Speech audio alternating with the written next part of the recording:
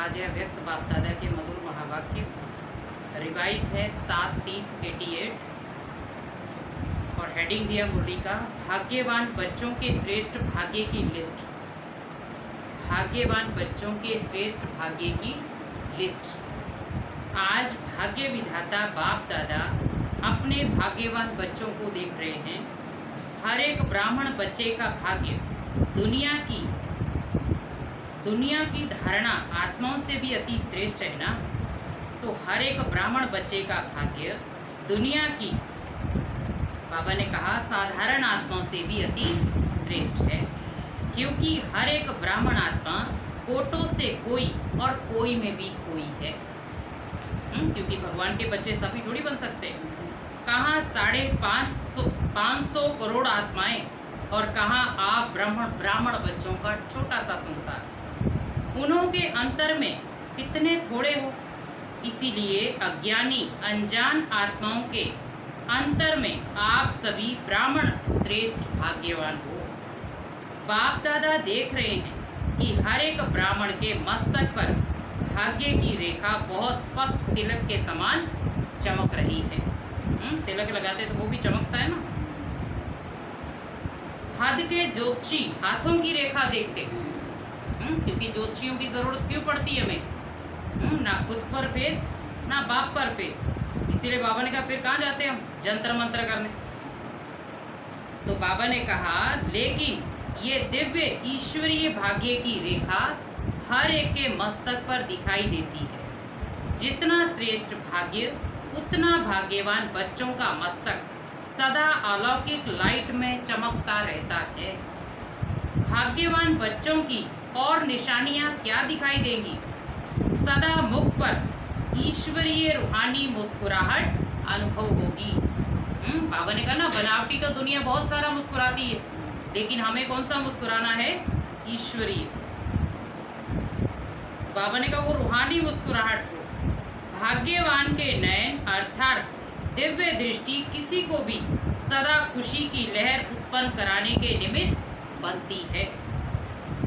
जिसको भी दृष्टि मिलेगी वह रूहानियत का, रूहानी बाप का, परमात्म याद का अनुभव करेंगे। फिर बाबा ने कहा भाग्यवान आत्मा के संपर्क में हर एक आत्मा को हल्कापन अर्थात लाइट की अनुभूति होगी।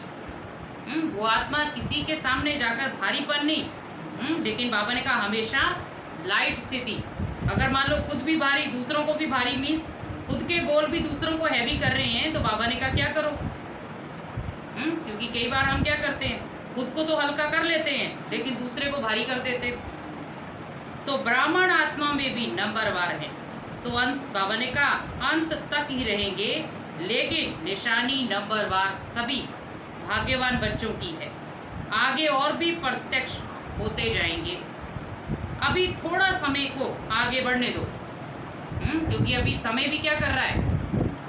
पहले बाप बोल रहा था, बहनें बोल रही थी, अभी समय बोल रहा है कि अब तो कुछ कर लो।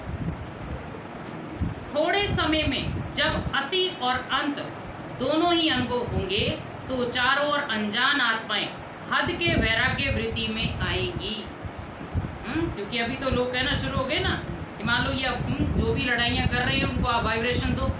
लेकिन बाबा ने कहा ना बच्चे रात के बाद ही तो दिन आएगा, तो ये लड़ना भी इनका स्वाभाविक है। आप भाग्यवान आत्माएं बेहद वैराग्य वृत्ति के अनुभव में होंगी। अभी तो दुनिया वालों में भी वैराग्य नहीं है, कि वही बाबा ने कहा निद्रा लोक में सोना, वही खाना पीना घूमना फिरना, वही है ना। वैराग्य कहाँ आया? अगर थोड़े बहुत भी रिहर्सल होती भी है तो और ही अकेलेपन की नींद में सो जाते। क्योंकि अनुभव होता भी तो क्या करते? बाबा ने कहा अपनी नींद में सो जाते अकेलेपन में।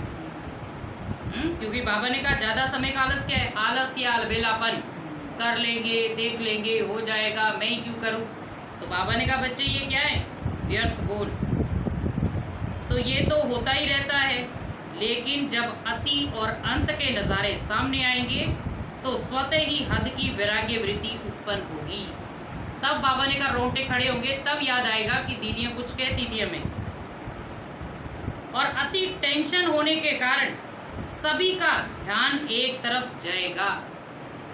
क्योंकि अभी सब दुनिया क्या है, किसी न किसी टेंशन में उलझी हुई है ना। लेकिन बाबा ने कहा उस टेंशन को मिटाने के लिए कहाँ पहुँचेंगे वो? भगवान के घरों पे। हर बाप, बाबा ने कहा एक बाप तरफ जाएंगे, उस समय सर्व आत्माओं की दिल से आवाज़ निकलेगी, सबका रचयिता सभी का बाप एक है। और बुद्धि अनेक तरफ से निकल एक तरफ स्वतः जाएगी, क्योंकि हम सबका मालिक एक कहते, अनेक नहीं।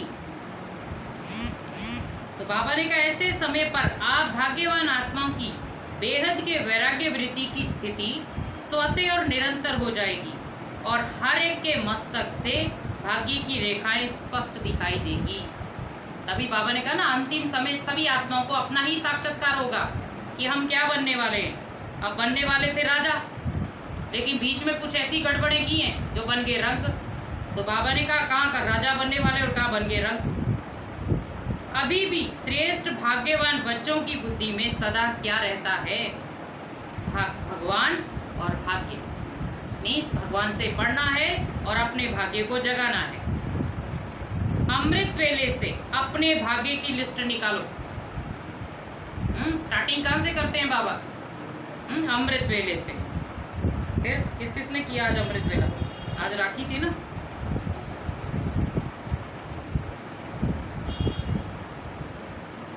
क्यों दर्शन? मम्मी तो बैठे थे आपके अमृत वेले। क्योंकि अमृत वेला आज विशेष त्यौहार था। बाबा को और ही विशेष त्यौहार पे बाबा ने कहा, क्योंकि विशेष भगवान भी देखता है ना कि पहले ये किसको मानता है, अपने परिवारों को मानता है या मेरे को। अमृत वेले से अपने भाग्य की लिस्ट निकालो। भाग्यवान बच्चों को अमृत वेले स्वयं बाप उठाते भी हैं और आह्वान भी करते हैं, क्योंकि बाबा भी देखता है कि ये बच्चा सोने वाला है या उठने वाला है। लेकिन भाग्य की अगर वो खुद ही लकीर लगा रहा तो बाबा कहते सोया रहा है फिर। और वो भी देखो किस समय, जब त्योहार है। जो अति स्नेही बच्चे हैं उनका अनुभव है कि सोना भी चाहें तो भी सोने नहीं देते। कईयों के अनुभव है कि हम सोना तो चाहते हैं कि नहीं, अब थोड़ी देर सो जाते हैं, लेकिन फिर नींद, क्योंकि बाबा ने कहा ना अंदर बाप से अगर जिगरी प्यार होगा, क्योंकि दिखावटी प्यार तो दुनिया में भी बहुत सारा है, अगर जिगरी प्यार होगा तो नींद आएगी नहीं, नींद ही पिट जाएगी बाबा के लिए। तो उन्हों का अनुभव है कि सोना भी चाहें तो सो ही नहीं सकते, कोई उठा रहा है। और इसका मतलब बाबा ने नहीं उठाया तो सोच लो कि बाबा की डायरेक्शन क्या है आपके लिए, बुला रहा है, ऐसे अनुभव होता है। अमृत वेले से अपना भाग्य देखो। और जब भाग्य को सुबह से ही लकीर लगा दी तो आगे का चमकेगा भाग्य। फिर बाबा ने कहा अमृत वेले से अपना भाग्य देखो। भक्ति में देवताओं को भगवान समझ भक्त घंटी बजाकर उठाते और आपको भगवान खुद उठाते हैं। दुनिया में घंटी बजा के उठा रहे हैं, लेकिन यहाँ तो भगवान देखो कितने प्यार से उठाता है। और वो भी दिल अंदर खाती रहती है, अरे नहीं उठे, 5 मिनट भी कैसे लेटोगे, 5 मिनट भी कैसे लेटोगे। तो बाबा ने कहा उनके दिल में खाएगी, दिल में खाती नहीं है तो उठते भी नहीं है। तो कितना भाग्य है। फिर बाबा ने कहा आपको भगवान खुद उठाता है, कितना भाग्य है। अमृत वेले से लेकर बाप बच्चों के सेवाधारी बन सेवा करते हैं और फिर आह्वान भी करते हैं, आओ बाप समान स्थिति का अनुभव करो। बाबा उठाता भी है और फिर क्या कहता है कि मेरे समान अपनी स्थिति बनाओ, मेरे साथ बैठ जाओ। और अगर लेटे रहे तो किसके साथ सोए हुए हैं? बाबा ने कहा माया के साथ, विकारों के साथ। दुनिया बाबा ने कहा उस समय भगवान से मंगल मिलन बना रही और हम विकारों की छत्र छाया में सोए हुए। मेरे साथ बैठ जाओ। बाप कहाँ बैठा है? ऊंचे स्थान पर और ऊंची स्थिति में। जब बाप के साथ बैठ जाएंगे तो स्थिति क्या होगी? मेहनत क्यों करते हो? साथ में बैठ जाओ तो संग का रंग स्वतः लग जाएगा। जिसको हम याद करने बैठे वही मेरे पास में बैठा हो तो याद करना तो सहज हो गया ना। फिर बाबा ने कहा साथ में बैठ जाओ तो संग का रंग स्वतः लग जाएगा। स्थान के प्रमाण स्थिति स्वतः होगी।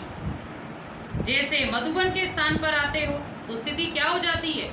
योग लगाना पड़ता है या योग लगा हुआ ही रहता है?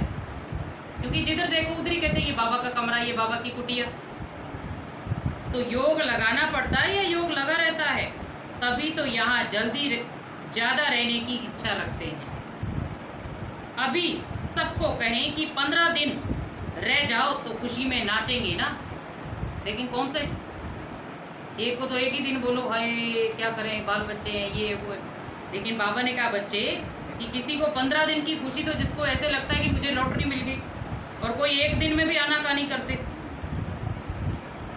तो बाबा ने कहा तो जैसे स्थान का स्थिति पर प्रभाव पड़ता है, ऐसे अमृत वेले या तो परम धाम में या सूक्ष्म वतन में चले जाओ, क्योंकि उसकी स्थिति भी डामाडोल रहेगी, क्योंकि अमृत वेला पावरफुल है नहीं, और अगर है भी तो नामाचार के अकॉर्डिंग कि करना है। बाबा ने बोला है, तो बाबा ने कहा दिल से थोड़ी कर रहा है वो अमृत वेला, तो इसीलिए उठते भी नहीं। अमृत वेला शक्तिशाली होगा तो सारा दिन स्वतः ही मदद मिलेगी। अब अमृत वेला ढीला डाला तो बाबा ने कहा सारा दिन सोचे बाबा मदद करेगा, हो ही नहीं सकता। तो अपने भाग्य को स्मृति में रखो, वाह मेरा भाग्य। इसलिए वाह मेरा भाग्य कि पहले तो स्वयं बाबा मुझे सिलेक्ट करता है उठाने के लिए, दूसरा फिर मेरे को उठाता है, और तीसरा मुझे बाप समान बनने की शिक्षा देता है। तो सोचो दुनिया में कोई होगा जो बाप उठाए? तो बाबा ने कहा सोचो दुनिया तो अलार्म से उठ रही है और हमें भगवान उठाता है। तो वाह मेरा भाग्य, दिनचर्या ही भगवान से शुरू होती है। अब दिनचर्या नींद से शुरू हुई, फिर तो भाग्य खत्म। इसीलिए दिनचर्या की शुरुआत किससे करो? भगवान से। फिर अपना भाग्य देखो, बाप स्वयं शिक्षक बन इतना दूर देर से आपको पढ़ाने आता है। अमृत वेले के बाद क्या होती है? मुरली। तो बाबा क्या करने आते? फिर पढ़ाने आते। लोग तो भगवान के पास जाने के लिए प्रयत्न करते हैं, आज इस मंदिर में जाएंगे, कल इस मंदिर में, और भगवान देखो सिलेक्ट मंदिर में पहले से बैठा है। भगवान स्वयं आपके पास शिक्षक बनकर पढ़ाने आते हैं। कितना भाग्य है, और कितने समय से सेवा की ड्यूटी बजा रहे हैं। देखो आप तो फिर भी ड्यूटियां बजा बजा के थक गए, लेकिन बाबा देखो पूरा संघ भी पूरी परफेक्ट ड्यूटी बजा रहा है। अमृत वेले उठाना है तो उठाना है, रात को बच्चों को गुड नाइट करके सुलाना है तो सुलाना है, बीच में उनको पावर चाहिए तो पावर भी देगा, ज्ञान मुरली से सजाएगा भी। कभी सुस्ती करता है क्या? कि नहीं, बाबा कहता है आज बड़ा थक गया, मैं कल करूँगा जो करना होगा। कभी सुना भगवान से? नहीं। क्योंकि सुस्ती किसको आती है? जिसके अंदर ना तो सेवा का उमंग उत्साह है, और ना बाबा ने कहा अपने पुरुषार्थ का उमंग उत्साह। फिर बहाने क्या लगाते? कभी बहाना लगाते हैं, आज सिर दर्द है, रात्रि को सोए नहीं। तो बाबा क्या कह रही है? बाबा ने कहा ये सब क्या है? बहानेबाजी। क्योंकि ये सब नॉर्मल बीमारी है, कोई बड़ी बीमारी नहीं है ये। आज देखो कैंसर वाले हैं या कोरोना पेशेंट बैठे थे ना सब योग में।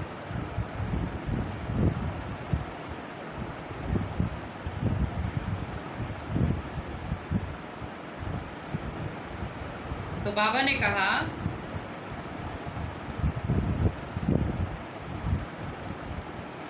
आज सिर दर्द है, आज रात्रि को सोए नहीं। तो जैसे बाप अथक सेवाधारी बन सेवा करते, तो बाप समान बच्चे भी अथक सेवाधारी बनो। ये छोटी छोटी बीमारियां, बाबा ने कहा जैसे ये बीमारी आई यज्ञ सेवा में डूब जाओ। तो बाबा ने कहा बीमारी खत्म। अब सारा दिन बीमारी का चिंतन, हाय मेरे को ऐसे हो गया, हाय मेरे को ऐसे हो गया। 4-5 लोगों के पास सुना है मेरे को ऐसे हो गया। वो सारे लोग दिनचर्या में भी बात करेंगे तो आप की करेंगे? ये बीमार है, ये बीमार है, ये बीमार है, और बीमार।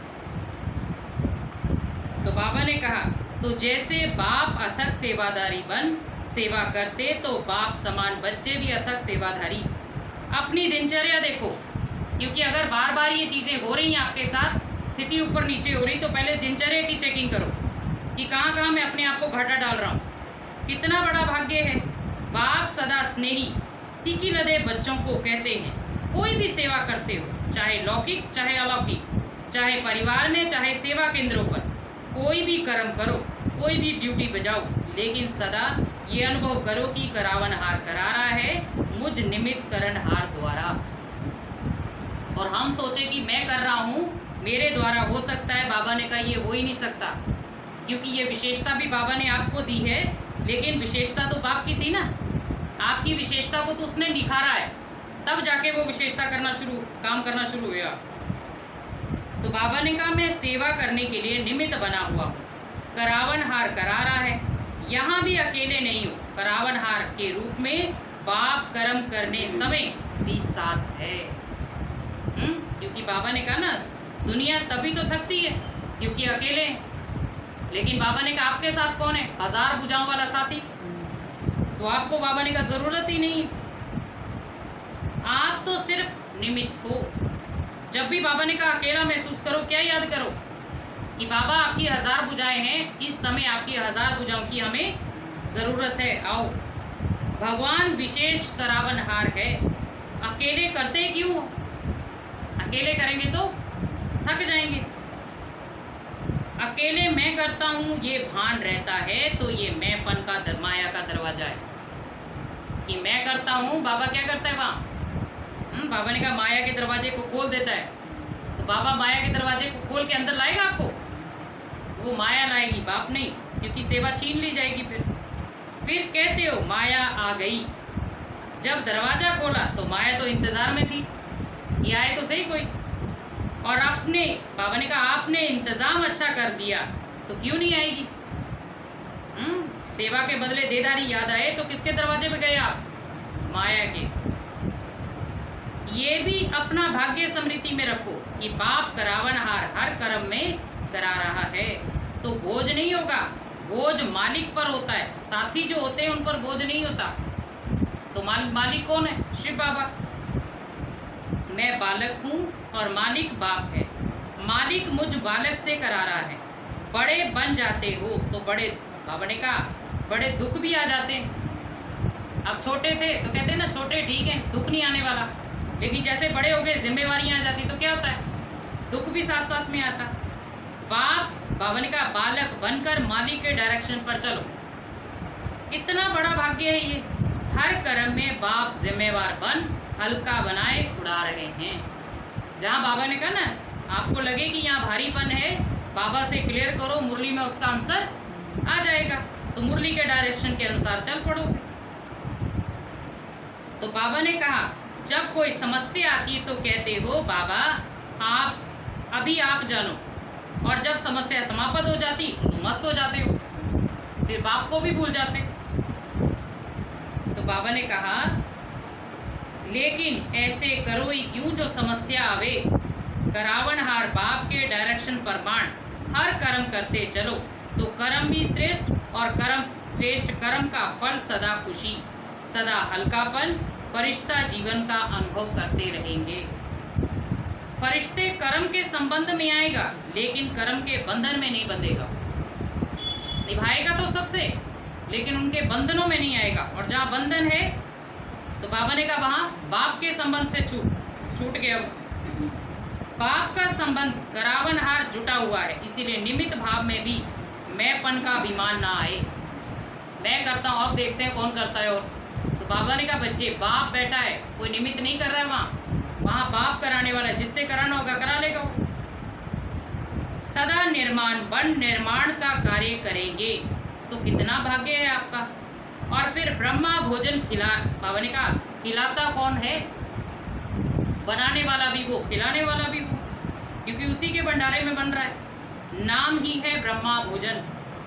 ब्रह्मा भोजन नहीं, ब्रह्मा भोजन। तो बाबा ने कहा ब्रह्मा यज्ञ का सदा रक्षक है। हर एक यज्ञ वत्स का, ब्रह्मा वत्स के लिए ब्रह्मा बाप द्वारा ब्रह्मा भोजन मिलना ही है। लोग तो वैसे ही कहते हैं हमको भगवान खिला रहा है, मालूम है ही नहीं भगवान क्या है। लेकिन खिलाता भगवान है, लेकिन ब्राह्मण बच्चों को तो बाप ही खिलाता है। दुनिया में फिर भी हम बाहर की चीज़ें ला के खिलाएंगे, लेकिन यहाँ तो बाबा ने कहा डायरेक्ट ही भगवान खिला रहा है आपको। लेकिन ब्राह्मण बच्चों को तो बाप खिलाता है, चाहे लौकिक कमाई भी करके, बाबा ने कहा करके पैसे जमा करते हो, उसी से भोजन मंगाते भी हो, लेकिन पहले अपनी कमाई भी बाप की भंडारी में डालते हो। लेकिन बाबा ने कहा ना हम पहले क्या करते हैं, कमाई आई तो पहले बिजली का बिल देना है, दूध का बिल देना है, इसका बिल देना है, ठीक है, कपड़े लाने, ये लाने, वो लाने, फिर लास्ट में सोचते हैं थोड़ा सा बचा है भगवान को दे दो। तो भगवान क्या कहते हैं, बच्चे पूरी बादशाही बांट दूंगा, जो बच जाएगा तेरा। क्योंकि भगवान भी तो आप ही की मत पे चलेगा, आपको ही तो देख रहा है वो भी। लेकिन नहीं, पहले बाबा ने कहा कमाई आई बाबा के लिए, क्योंकि भंडारी से ही बाबा ने कहा आपका भंडारा सफल होगा। बाप की भंडारी भोलानाथ का भंडारा बन जाएगी। तो सोचो फिर आपकी भंडारी की रक्षा कौन करेगा? आपके भंडारी की रक्षा बाबा ने कहा बाप करेगा। फिर बाबा ने कहा बाप की भंडारी भोलानाथ का भंडारा बन जाएगी।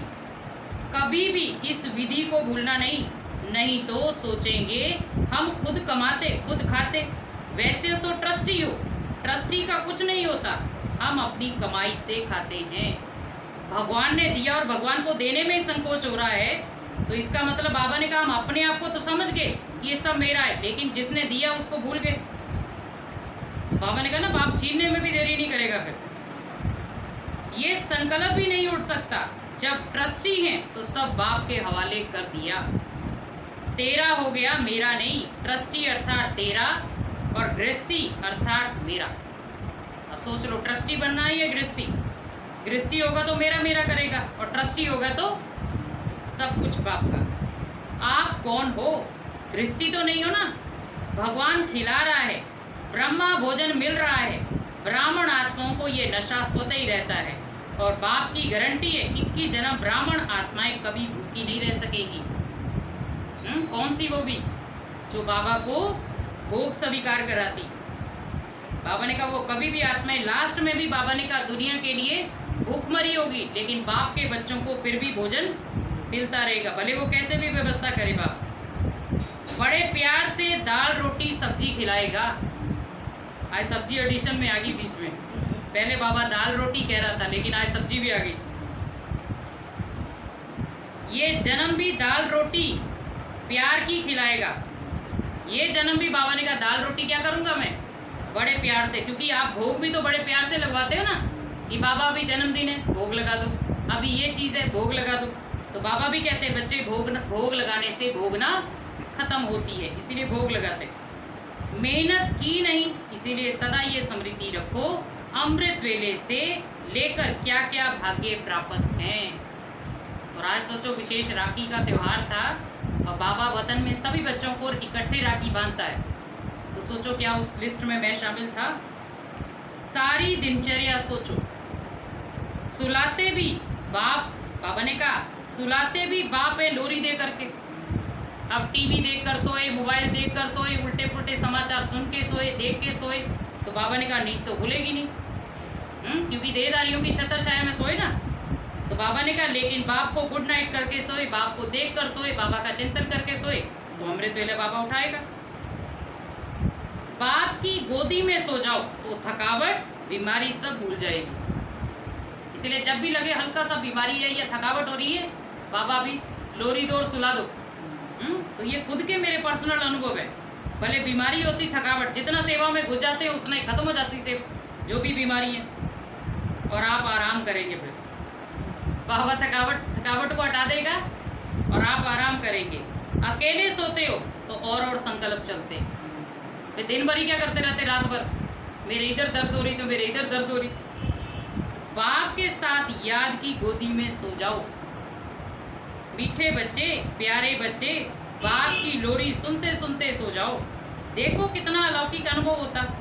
तो अमृत वेले से लेकर रात तक नशा नहीं चढ़ता, क्योंकि अमृत वेले से बाबा ने कहा बाप के प्यार का अमृत नहीं पिया तो सारा दिन नशा चढ़ेगा ही नहीं, और प्यार का नशा पी लिया कि सुबह बाबा के वरदानों के अनुभव कर लिए तो सारा दिन नशा रहेगा।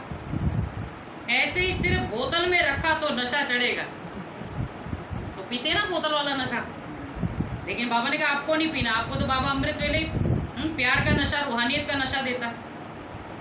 तो बाबा ने कहा ऐसे ही सिर्फ बोतल में रखा हो तो नशा चढ़ेगा, ये बुद्धि में समाया हो, लेकिन इसको यूज़ करो। स्मृति में लाना अर्थात पीना, इमर्ज करना, इसको कहते हैं स्मृति स्वरूप बनो। ऐसे नहीं कहा कि बुद्धि में समाया हुआ रखो, स्मृति स्वरूप बनो। ज्ञान तो सुन लिया लेकिन उसका मनन चिंतन नहीं। कितने भाग्यवान हो, रोज अपने भाग्य को स्मृति में रख समर्थ बनो और उठते चलो। समझा क्या करना है, डबल विदेशी हद के नशे के तो अनुभवी हैं। अभी ये बेहद का नशा स्मृति में रखो तो सदा भाग्य की श्रेष्ठ लकीर मस्तक पर चमकती रहेगी, स्पष्ट दिखाई देगी। अभी बाबा ने कहा किनों की मर्ज दिखाई देती है, किनों की स्पष्ट दिखाई देती, किनों की मर्ज है और किनों की मर्ज है। तो बाबा ने कहा लेकिन सदा स्मृति रहेगी तो मस्तक पर चमकते रहेंगे। एक होता मस्तक पर टेंशन तनाव और एक होता भाग्य की रेखा। बाबा ने कहा देखो दोनों में क्या है, औरों को भी अनुभव कराते रहेंगे। अच्छा, सदा भाग्य भगवान और भाग्य ऐसे समृद्धि समर्थ आत्माओं को सदा हर कर्म में करणहार बन कर्म करने वाली श्रेष्ठ आत्माओं को सदा अमृत वेले बाप के साथ ऊंचे स्थान ऊंची स्थिति पर स्थित रहने वाले भाग्यवान बच्चों को सदा अपने मस्तक द्वारा श्रेष्ठ भाग्य की रेखाएं औरों को भी अनुभव कराने वाले विशेष ब्राह्मणों को बाप दादा का याद प्यार और नमस्ते। रूहानी बाप की रूहानी बच्चों को नमस्ते, रूहानी बच्चों की रूहानी माता पिता बाप दादा को याद प्यार गुड मॉर्निंग नमस्ते। हम रहेंगे हंसते बनेंगे फरिश्ते, वाह वाह वाह वाह, शुक्रिया बाबा शुक्रिया। विदाई के समय दादी जानकी बॉम्बे तथा कुरुक्षेत्र सेवा पर जाने की छुट्टी ले रही थी।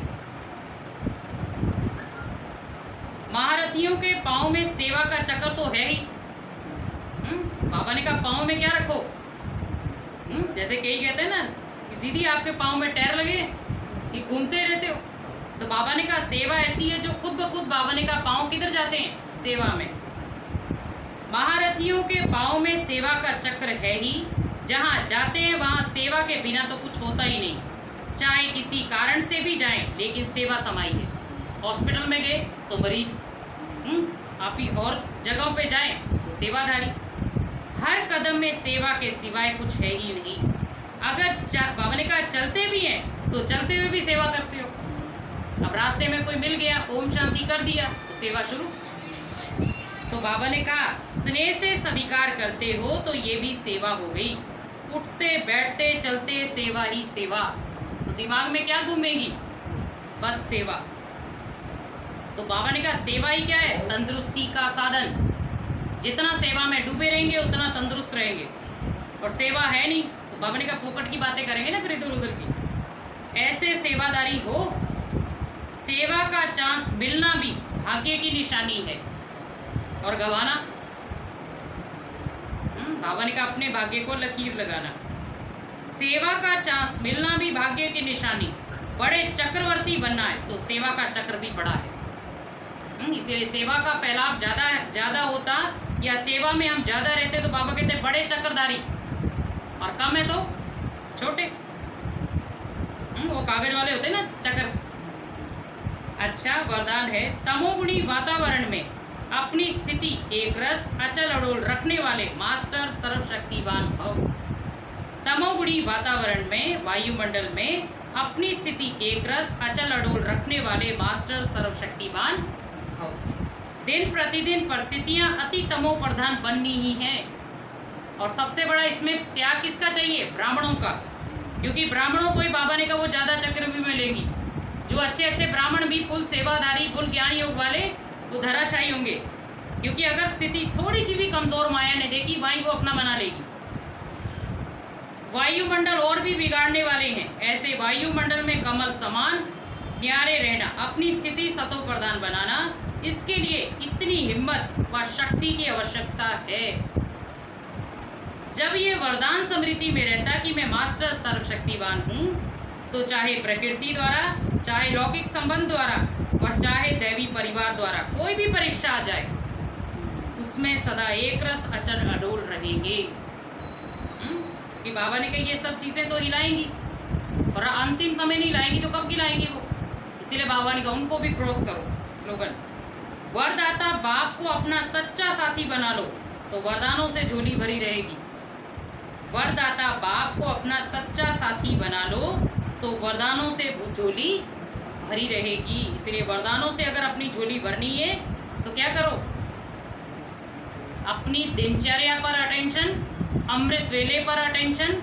और दूसरा बाबा ने कहा कभी भी थकान होती है तो बाप के प्यार का अनुभव, बाबा को छुट्टी लेकर कार्य करना, और बाबा ने कहा बाप को सच्चा साथी बनाना।